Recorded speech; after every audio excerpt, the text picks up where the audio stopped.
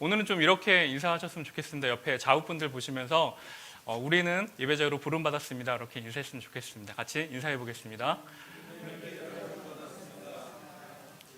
아멘.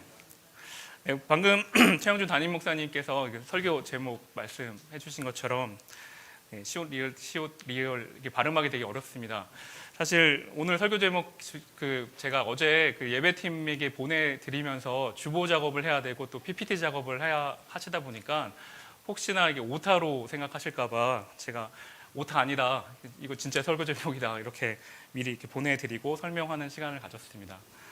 여러분들 혹시 오늘 설교 제목 보시면 어떤 이미지 아니면 제가 오늘 어떤 설교를 할 거라고 혹시 생각이 드시나요? 혹시 시옷 리얼 이렇게 생각 보시면 제가 오늘 공동체에 대한 교회 공동체에 대한 설교를 준비했는데 어떤 단어가 혹시 떠오르시나요? 네, 지금 이렇게 마스크를 쓰고 계셔서 뭔 얘기하는지 서로 예, 역시 장로님 저희랑 같이 셀 나눔을 하고 있어서 네, 서로 예, 또 혹시 기억나시는 거 있으세요? 사랑. 네, 이거 거의 가요인데요. 사랑은 네, 혹시 더 떠오르시는 거 있으세요? 혹시 서로 사랑. 네, 오늘 나오시는 그 세 가지 단어가 다 제가 생각했던 단어 맞습니다. 그래서 사실 오늘 교회 공동체에 대해서 말씀을 준비하다가 제가 첫 번째 생각했던 거는 서로였거든요. 그래서 이것만 생각하다가 사실 소위 랩하는 친구들이 라임이라고 얘기를 하잖아요. 근데 너무 많은 이야기들을 교회 공동체에 대해서 이야기할 수 있더라고요. 서로 사랑, 그리고 서로가 서로에 대해서 우리가 많은 것들을 공동체가 이야기할 수 있을 것 같아서 어떻게 보면 다양한 이야기들로 좀 함께 고민해보고 또 오늘 같이 말씀을 나눌 때 이 자리에서 또 온라인으로 예배에 참석하시는 성도님들에게 좀 호기심을 드리고 싶어서 이렇게 그냥 초성 가지고 설교 제목을 생각해 봤습니다. 사실 오늘 제가 설교를 진행하고 또 말씀을 준비할 때 여러분들과 두 가지 정도를 좀 같이 생각해 보려고 합니다. 첫 번째는 교회 공동체는 무엇을 의미하는지 좀 같이 말씀을 나누려고 합니다. 두 번째는 그렇다면 교회 공동체에서 우리는 서로가 서로에게 어떻게 대해야 되는지 성경은 어떤 이야기를 하고 있는지를 좀 같이 살펴보고자 합니다. 여러분들 혹시 교회 하면 어떤 이미지들이 떠오르시나요? 혹시 아니면 누군가 우리가 교회를 처음 나오는 친구들을 아니면 교회 생활을 이제 거의 처음 하려고 하는 사람들을 교회에 초청했을 때 교회를 이렇게 소개한다라면 여러분들은 어떤 이미지들로 교회를 이렇게 소개하시거나 이렇게 전도를 하시겠습니까? 어떤 분들은 이렇게 아마 교회 이미지를 떠오르실 것입니다. 붉은 벽돌에 뾰족한 종탑, 교회 십자가, 그리고 문 열고 들어가면 지금은 이렇게 각자 개별 의자가 있지만 예전만 해도 교회에 장의자가 있어서 문 열고 들어가면 장의자가 있고 이런 이미지들이 여러분 가운데 떠오르실 수 있으실 것입니다. 시골에서 교회 생활을 하신 분들은 아마 저희 부모님 연배, 지금 앞에 앉아 계시는 권사님 연배들은 아마 누군가 교회라고 이렇게 종을 치는 그런 좀 이렇게 따뜻한 풍경들도 아마 생각나지 않을까 생각됩니다. 군 생활을 하셨던 지체들 같은 경우는 교회 입고로 초코파이 이렇게 생각나지 않을까 생각 들기도 합니다. 다양한 이미지들이 교회를 설명할 수 있고 또 교회에 대해서 그런 이미지들로 또 교회는 이런 이미지들이야 라고 생각하고 교회에 대해서 설명을 하실지 모르겠습니다. 제가 캠열에서 청년부 사역을 할 때 한 청년 지체가 저에게 이런 이야기를 했습니다. 전도사님, 저희 아버지가 이제 제대로 된 교회를 좀 다녔으면 좋겠다고 얘기를 하세요 라고 얘기를 해서 사실 제가 되게 당황했습니다. 그 얘기 듣고. 그래서 그 청년한테 이렇게 다시 되물었습니다. 아버지께서 말씀하시는 제대로 된 교회는 어떤 교회예요? 라고 이렇게 제가 다시 절대 화낸 거 아니었습니다. 그냥 어떤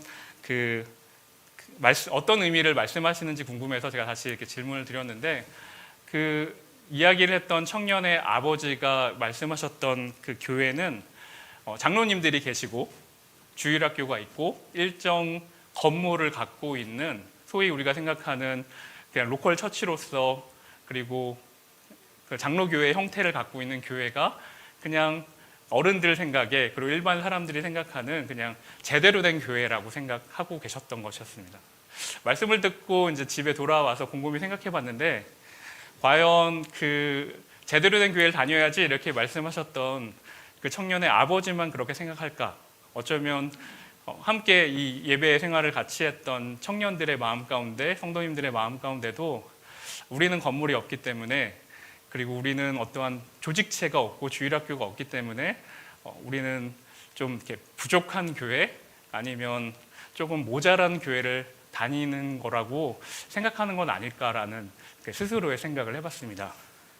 여러분들은 어쩌면 당당하게 우리 캠퍼스 열린 예배는요 라고 하면서 교수님과의 친밀함을 자랑하실 수 있고, 그리고 캠퍼스 선교의 선두주자로 10년 넘게 사역하고 있는 교회를 자랑하고 계실지는 모르겠습니다. 그런데 제가 사역할 때 청년을 통해서 받은 느낌은 그런 조금 이렇게 안타까운, 아니면 좀 이런 마음으로 가질 수 있겠구나라는 생각을 해봤습니다. 저희가 강의실에서 예배를 드리는 것, 그리고 오늘처럼 이렇게 카페 형태로 생긴 공간에서 예배를 드리는 것이 정말 제대로 된 교회가 아닐까, 아니면 정말 부족한 모습일까, 정말 이런 것이 성경적으로는 어떻게 우리가 바라봐야 될까를 오늘 좀 같이 고민해 보면 어떨까 싶어서 오늘 함께 교회에 대해서, 그리고 이제 오랜만에 새 가족으로 들어와서 같이 공동체 생활을 하는 청년들에게도 과연 교회 공동체는 무엇일까, 그리고 우리가 올해 교회 제목 그 비전인 것처럼 뒤에 붙어 있는 것처럼 여호와의 전을 세우자, 과연 우리가 주일마다 함께 여호와의 전을 세우자라고 서로 인사하고 이야기하는데 과연 어떻게 하면 우리가 여호와의 전을 세울까, 이런 고민들을 좀 함께 이 시간에 좀 짧은 시간이지만 같이 나눠봤으면 좋겠습니다. 그래서 오늘 성경에서는 어떻게 이야기하는지, 그리고 1세기라고 얘기하는 초대 교회의 성도, 즉 우리의 믿음의 선배들은 어떻게 교회를 이야기했는지를 좀 같이 살펴보는 시간 가져보겠습니다. 처음 교회가 시작됐던 1세기의 초대 교회에서는 한 그 교회에 대해서 이렇게 표현을 했다고 합니다. 가장 많이 사용했던 단어가 에클레시아라는 단어였습니다. 사실 에클레시아라는 뜻이 밖으로부터 부름받은 자들이다라는 뜻을 가지고 있습니다. 제가 그래서 앞에서 여러분들과 같이 오늘은 이렇게 인사했으면 좋겠습니다라고 얘기했던 우리는 예배를 위해서 부름받은 자들입니다라고 고백했던 게 이런 의미에서 에클레시아라는 단어를 사용하는 것들을 좀 말씀드리기 위해서 서두에서 이렇게 말씀을 드렸습니다. 사실 에클레시아라는 단어 자체는 그 민회를 소집할 때 사용됐던 이야기라고 합니다. 그리스 시대 때 어떤 문제가 발생하면 사람들을 소집해서 그 문제를 해결하기 위해서 에클레시아라는 그 모임이 소집되었다라고 이야기합니다. 그런데 초대교회 성도들이 교회를 소개할 때 우리의 모임은 에클레시아야, 교회는 에클레시아, 사람들의 모임이야 라고 설명했다는 것입니다.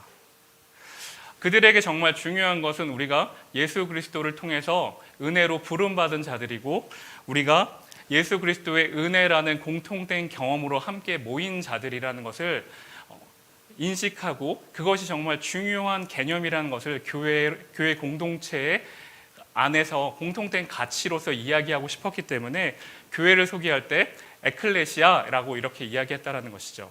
세상에서부터 부름받은 자들의 모임, 그것을 에클레시아라고 교회를 소개하고 있다는 것입니다. 그러면 다 같이 한번 에베소서 5장 19절 말씀 함께 읽도록 하겠습니다. 같이 읽겠습니다. 시와 찬송과 신령한 노래들로 서로 화답하며 너희의 마음으로 주께 노래하며 찬송하며.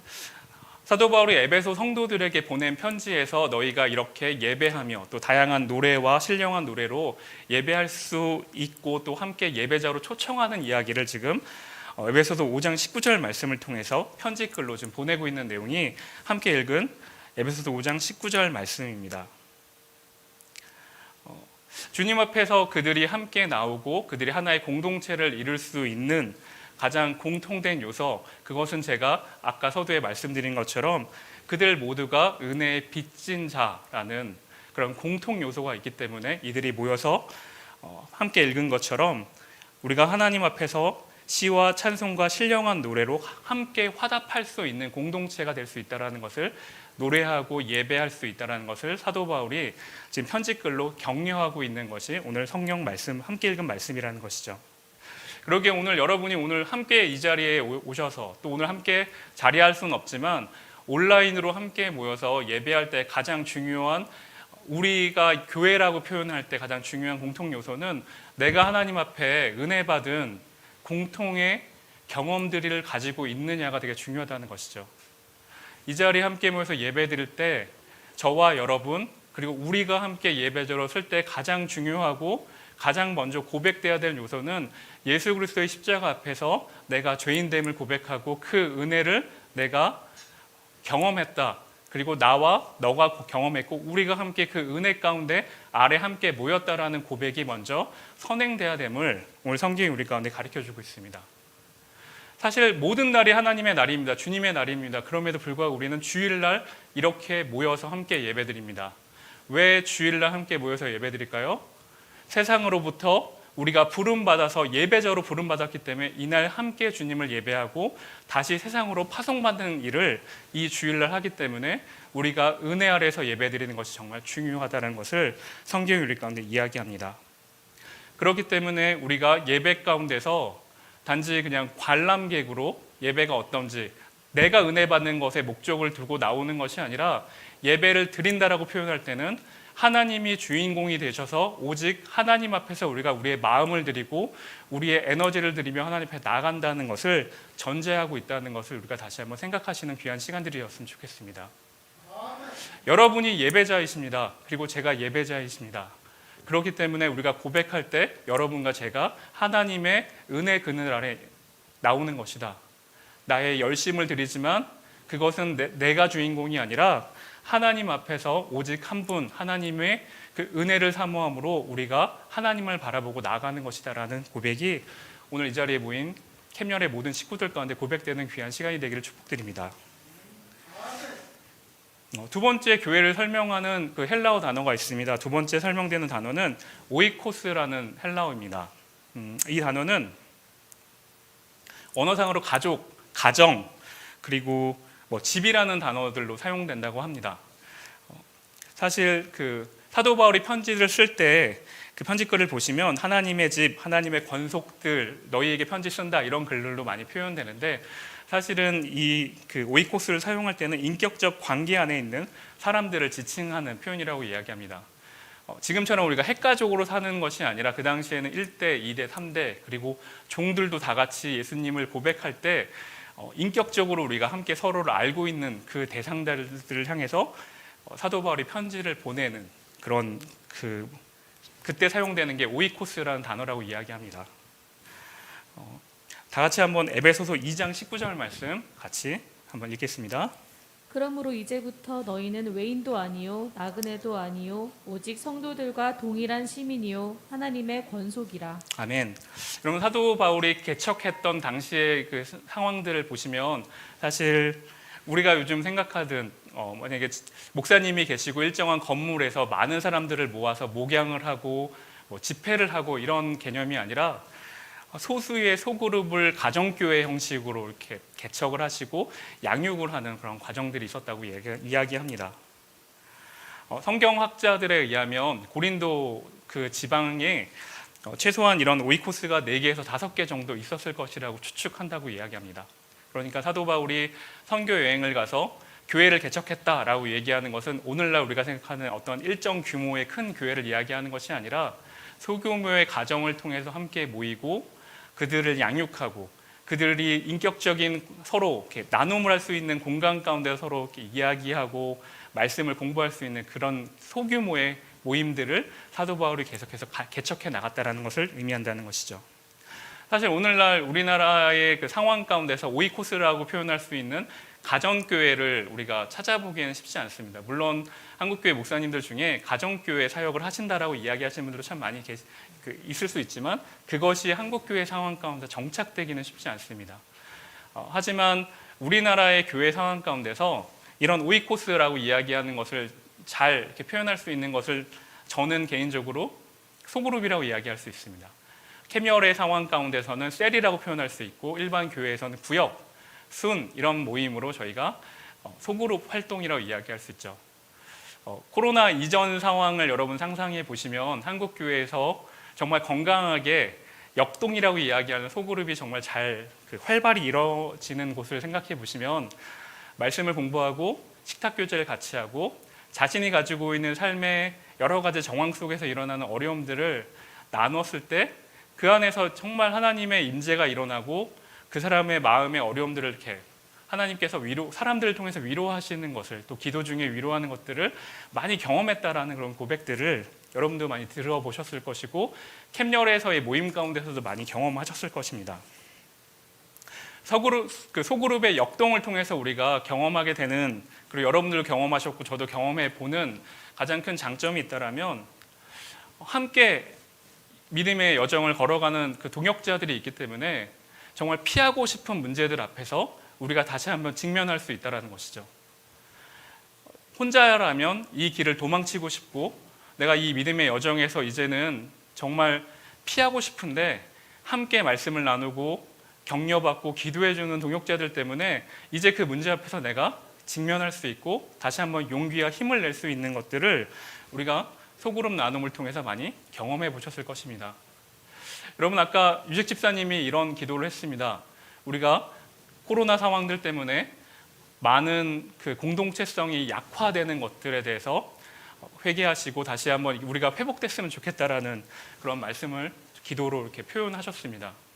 여러분, 어쩌면 우리가 지금 가장 필요한 것은 놓쳐버리고 있는 이런 오이코스, 하나님의 권속들이 돼야 되고 하나님의 가정이 돼야 되고 우리가 멀어져 있는 우리의 마음의 그 거리들이 좁혀져서 하나님이 우리의 인생 가운데서 역동을 일으키시며 말씀을 나누고 식탁 교제를 하고 서로의 고민들에 대해서 우리가 더 적극적으로 나아가는 것들이 지금 이 시대 가운데 필요한 게 아닌가를 다시 한번 돌아본다는 것이죠.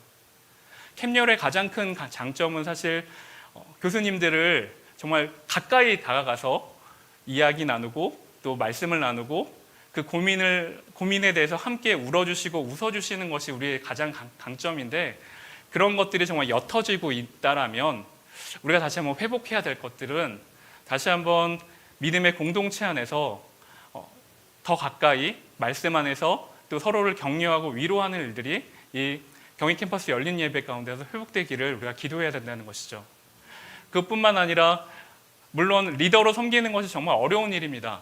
매번 이제 담임 목사님이 리더를 세우려고 할 때마다 목사님 전 이번에는 아니에요라고 다 이렇게 도망치는 모습들을 곁에서 참 많이 봤었는데, 여러분 정말 리더로 섬긴다는 것이 한 누군가를 다시 살아나게 하는 일에 내가 귀하게 쓰일 수 있는 일이라면 여러분 기꺼이 그 일 가운데 헌신하시고 또 다시 한번 사람들을 격려하고 위로하고 또 하나님의 그 위로하심을 곁에서 볼 수 있는 일에 동참하실 수 있는 일이 캠열의 리더들 가운데 다시 한번 일어날 수 있기를 다시 한번 축복드리고 싶습니다.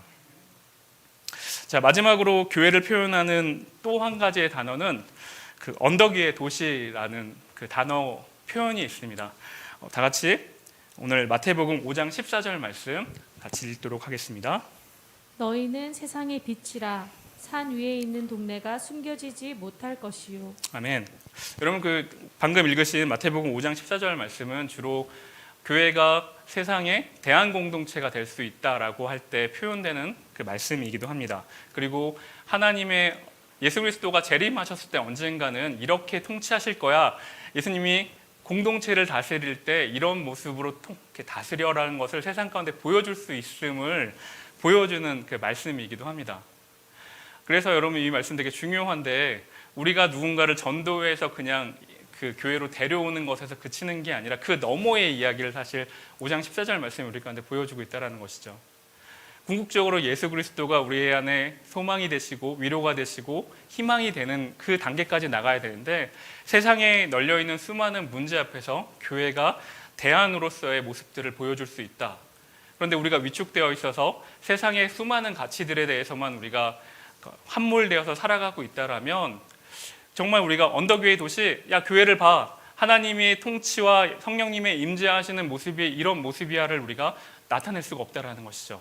물론 우리가 그들에게 세상 가운데 보여주려고 우리가 이런 모습을 보여주는 것은 아니지만, 하나님의 통치하심의 모습이 언덕 위의 도시, 언젠간 예수 그리스도의 재림을 통해서 나타낼 완전한 하나님의 통치하심을 먼저 그 나라와 그 땅에 이 땅에 그 통치가 일어나기 이전에 교회를 통해서 그 모습을 보여주시려고 하는데 우리가 교회됨을 보여주지 못하고 있다라면 사람들에 대해서 우리가 이야기할 수 있는 게 없다라는 것이죠. 그 기독교의 발흥이라는 책을 보시면 1세기에 믿음의 성도들이 어떻게 대한사회로서의 모습들을 보여줬는지를 잘 설명하고 있습니다. 당시에 정말로 빈곤층과 노숙자를 향해서 1세기 믿음의 성도들이 어떻게 했냐면 단지 그냥 자선을 베풀고 그리고 그냥 우리가 소위 말하는 그냥 자원봉사만 했던 것이 아니라 그들 가운데 정말 희망이 없는 자들 가운데 소망이 없는 자들 가운데 예수 그리스도를 이야기하면서 열심히 봉사하면서 그들이 다시 한번 꿈을 꾸고 소망을 가질 수 있게 도와줬다라고 기독교의 발흥이라는 책에서 이렇게 나와 있는 것을 보게 되었습니다. 여러분 그 코로나가 처음 시작됐던 2000년대 초반을 혹시 기억하십니까? 그때 모든 교회뿐만 아니라 많은 사람들이 정말 전염병과 두려움 때문에 그 죽음이라는 것들 때문에 참 많이 두려워했습니다. 지금은 백신이 도입되고 사실 그냥 하루에 막 500명, 600명 그 전염자들이 나와도 사실 이제는 무덤덤해진 상황이지만 코로나 초기만 해도 사실 저뿐만 아니라 많은 사람들이 그 죽음과 전염병의 공포에 많이 좀 떨었던 것을 돌아보게 됩니다. 그런데 그 기독교의 발흥이라는 책에서의 그 1세기 기독교인들의 모습을 우리가 다시 한번 생각해 보면 정말 두려움에 떨고 있는 자들 가운데 모든 사회가 패닉 상태에 있는 그들 가운데 기독교가 교회가 어떠한 모습을 보여주는지를 우리 가운데 다시 한번 보여주고 있다는 것이죠.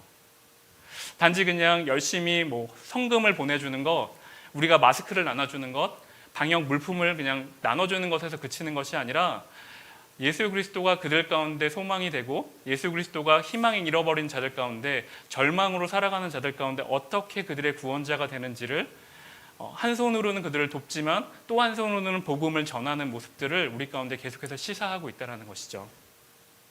저는 14년 동안 계속해서 대학생들에게 청년들에게 그 정지하지 않고 이 귀한 사역들을 하고 있는 경희 캠퍼스 열린 예배가 이런 일을 충분히 감당하실 수 있다라고 저는 믿습니다.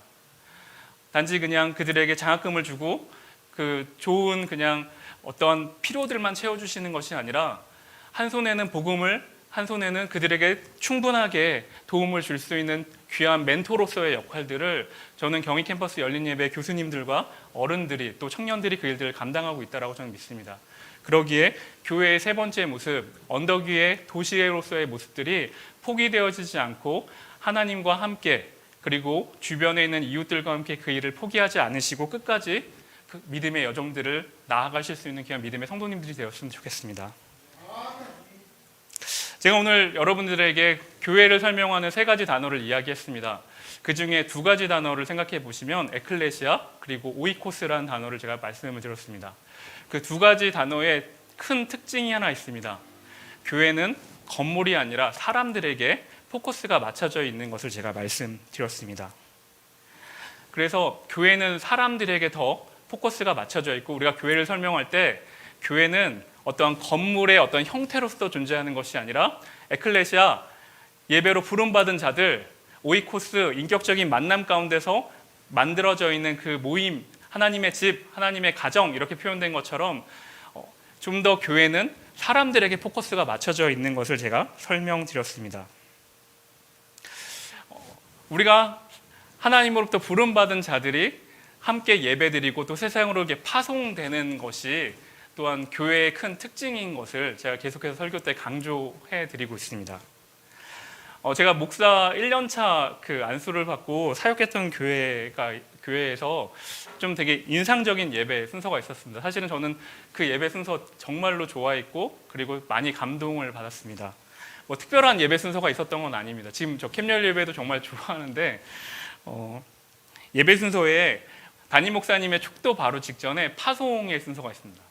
파송받는 순서가 있어서 저는 그 예배 순서에 참석할 때마다 참 많이 감동받고 참 많이 이렇게 위로받는 시간이었어서 그 목사 1년차 때가 참 많이 인상으로 많이 남아 있습니다. 잠시 그때 말씀을 드리면 담임 목사님이 먼저 이렇게 예배 때 다 일어나신 상태에서 축도를 받아야 하기 때문에 다 이렇게 파송하는 순서에 다 일어나시면 교동문을 보시고 이렇게 그 말씀하십니다. 아버지께서 나를 보내신 것 같이 이렇게 교동문을 읽으시면 함께 예배 참석한 모든 성도님들이 나도 너희를 보내노라고 그 교동문 그 다음을 바로 읽습니다. 그러고 나면 일어난 상태에서 목사님이 축도하고 예배가 이렇게 마무리됩니다. 사실 특별한 순서가 아닙니다. 그냥 파송을 받는다.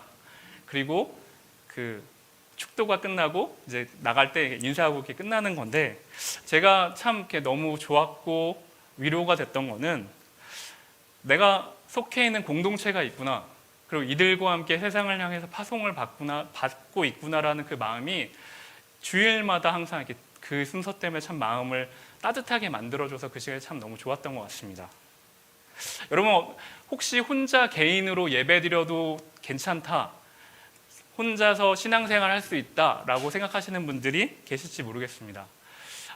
저도 종종 그런 질문, 요즘에 이제 가난한 성도들이 제 주변에 좀 많이 생겨서 이제 그런 상담을 해주다 보니까 혼자서 유튜브 틀면 좋은 목사님들의 설교 쫙 뜨고 TV만 틀어도 이제 좋은 목사님들의 예배 실황들이 많이 나오는데 내가 굳이 교회까지 가서 상처받고 또 수많은 이렇게 신경을 쓰면서 내가 공동체 활동을 하고 싶은 마음이 없습니다라고 이야기하는 이야기들을 참 많이 들었습니다.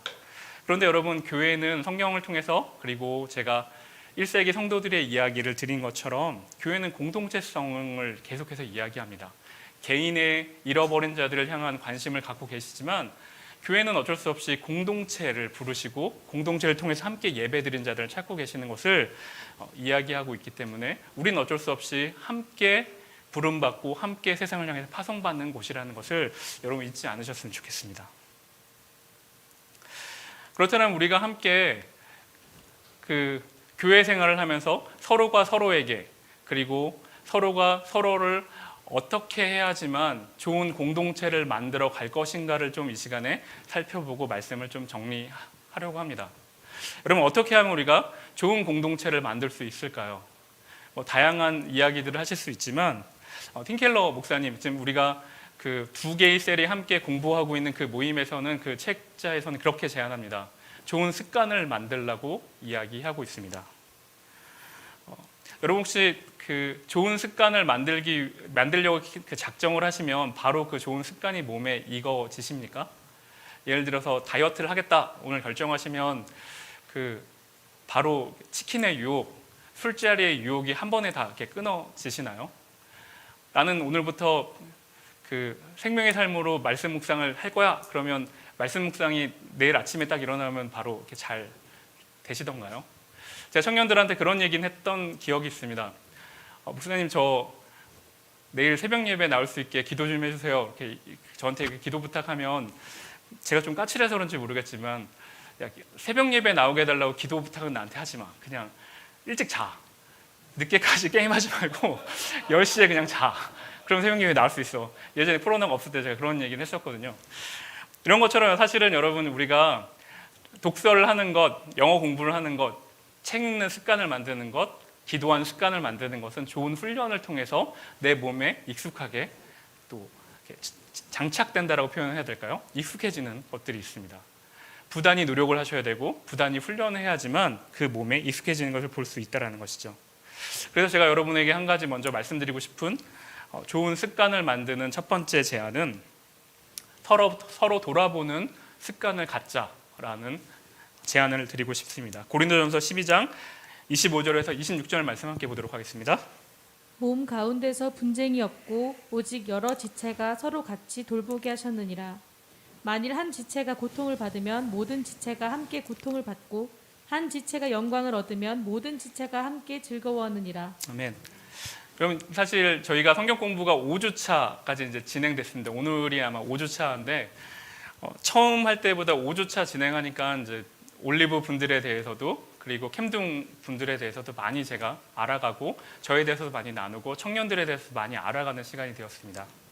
근데 아까 좀 전에 그런 말씀 드린 것처럼 코로나 상황과 여러 가지 상황들 때문에 사실 이 나눔을 진행하면서 그 장로님들, 그리고 권사님들, 그리고 집사님들 그런 말씀을 저한테 하셨습니다. 청년들 더 많이 알아가고 싶은데 알아갈 수 있는 기회들이 없다. 그리고 그렇게 청년들, 처음 온 청년들, 그리고 이 안에 있는 청년들하고 나눔할 수 있는 기회들이 없다 보니까 마음이 되게 아프다, 그런 얘기를 하시는 걸 들으면서 제가 정말 많이 공감했습니다. 우리가 어떻게 보면 정말 그게 강점인 교회였음에도 불구하고 코로나라는 그런 상황들 때문에 사실 우리 카페에서 제가 여기 스타벅스나 이 앞에 있는 카페만 가도 정말 벅적벅적거리면서 막 이야기하고 대화하고 그러더라고요, 청년들이. 그런데 우리는 코로나라는 상황 때문에 서로에 대해서, 공동체에 대해서 많이 이렇게 마음의 거리까지도 사회 거리두기 때문에 더 멀어진 건 아닌가라는 그런 안타까움이 생겼습니다. 그런데도 마음에 따뜻해지고 장로님들 때문에, 집사님들 때문에, 권사님 때문에 도전을 받은 거는 여전히 공동체를 생각하시면서 청년들을 찾아가고 싶어 하시는 마음이 있고 그들을 사랑하시는 마음이 절절하게 느껴진다는 것이죠. 혹시 이 자리에 앉아 계신 분들, 그리고 혹시 온라인으로 오늘도 예배드리고 계신 성도님들 중에 이렇게 공동체를 향한 그 안타까운 마음, 함께 나눔하지 못해서 더 찾아가지 못하는 것들 때문에 이런 안타까운 마음을 똑같이 느끼시고 계신가요? 아니면 나는 지금 나한테 관심을 더 이상 안 갖고 계셔 주셔서 너무 편하다, 내지는 내가 누군가를 더 신경 쓰지 않아서 나는 신앙생활 너무 편하게 하고 있다라고 스스로를 이렇게 위안하며 지내고 계십니까? 저는 당부드리기는 저희가 공동체 가운데서 아까 지금 고린도전서 말씀처럼 서로를 더 가까이 알아가고 더 같이 만나갈 수 있는 기회들이 이 공동체 가운데 일어났으면 좋겠습니다. 예배가 끝나고 서로를 돌아볼 때 사실은 가족 오이코스에까지는 지금 가지는 못할 것 같습니다. 좋은 친구가 되기 위해서 지금 생각나는, 만나고 싶은데 이 공동체 가운데 나오지 않은 친구들 가운데 문자 한번, 아니면 내가 너랑 밥 한번 먹고 싶다, 밥 한 끼 같이 하자, 차 한 잔 같이 마시자, 그렇게 하면서 소식을 전하면서 그 친구들과 대화하실 수 있는 그런 실천할 수 있는 시간들이, 또 그 친구들의 고통과 아픔에 대해서 함께 공감할 수 있는 일들이 오늘 믿음의 공동체 가운데 좋은 습관으로 연습을 일어날 수 있기를 다시 한번 축원드리고 싶습니다.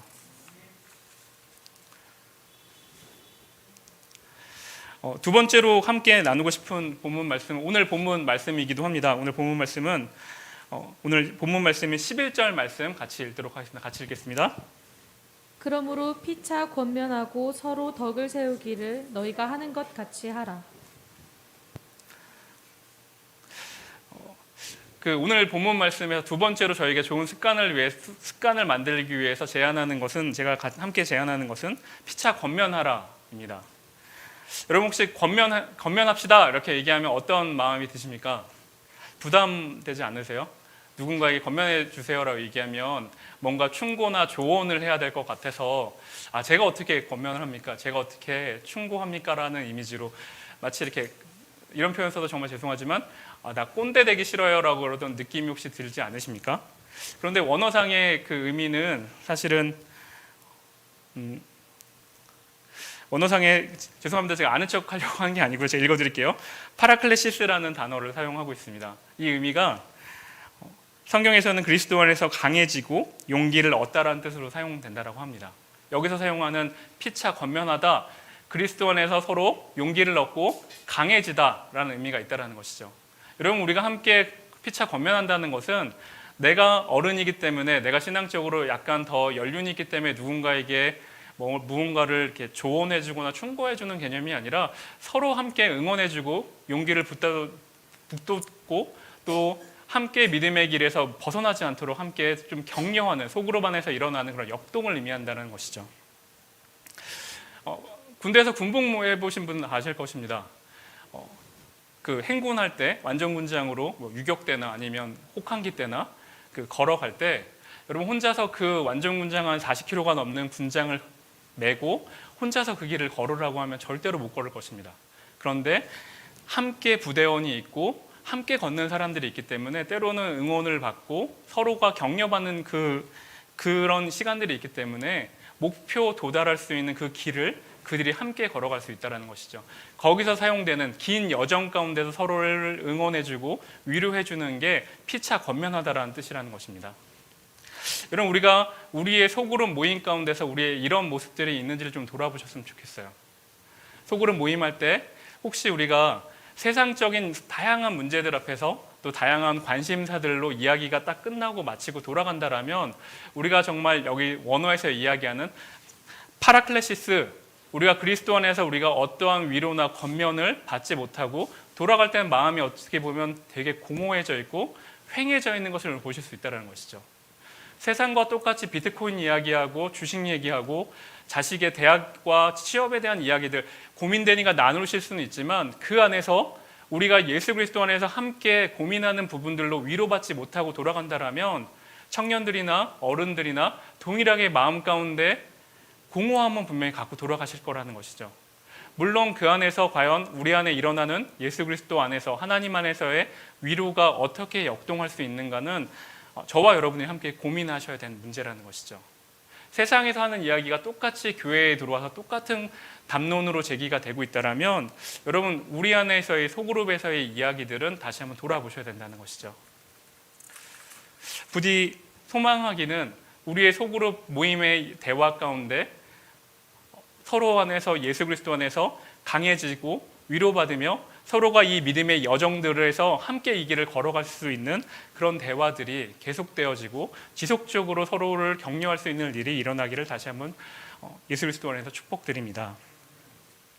여러분 혹시 제가 말씀드렸던 이런 하나님의 임재의 경험들 대화 가운데 아니면 이 공동체 가운데서 이렇게 위로받으셨던 그런 파라클레시스라고 소명했던 그런 격려들, 위로들을 혹시 경험해 보신 적 있으신가요? 내가 공동체가 있기 때문에 그리고 내가 정말 사랑하는 이 소그룹이 있기 때문에 이런 하나님이 이 사람을 통해서 나를 위로하시는구나 이런 경험을 혹시 받으신 적이 혹시 있으신가요?